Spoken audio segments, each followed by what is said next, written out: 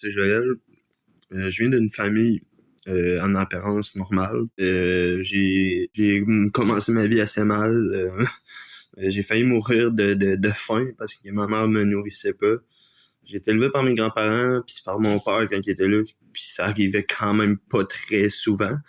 Fait que après ça, ben je suis tombé dans la drogue. Je suis tombé dans tout ce qui est drogue. Je suis tombé encore plus dans la criminalité, on va dire. J'étais au centre jeunesse jusqu'à mes 18 ans. C'était rough quand même. Quand je suis sorti à 18 ans, ben j'avais pas de repères, j'avais pas personne, tous mes amis c'était tous des bandits. Je suis tombé dans la rue, puis j'étais tellement en crise après mon père, puis après tout que j'ai décidé que je partais à Montréal. Fait que j'étais arrivé à Montréal, ben là c'est ça, c'est là que je suis tombé dans la rue. Puis j'ai passé peut-être 6 mois dans la rue l'été. Puis pour me sortir de la rue, j'ai fait ce que je connaissais le mieux, vendre de la drogue. Fait que j'ai vendu de la drogue pendant 1 an là-bas. Après, j'étais revenu ici, ça l'a rien arrangé.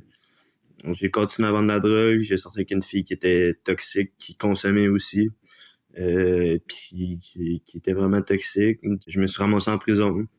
En prison aussi, ça a été quand même assez difficile. À ma sortie de prison, ben j'ai décidé d'arrêter la drogue, j'ai tout arrêté la drogue.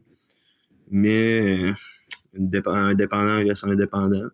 Je me suis pas méfié de l'alcool, puis j'étais retombé dans l'alcool, puis ça a été une descente aux enfers, même encore aujourd'hui. C'est une descente aux enfers.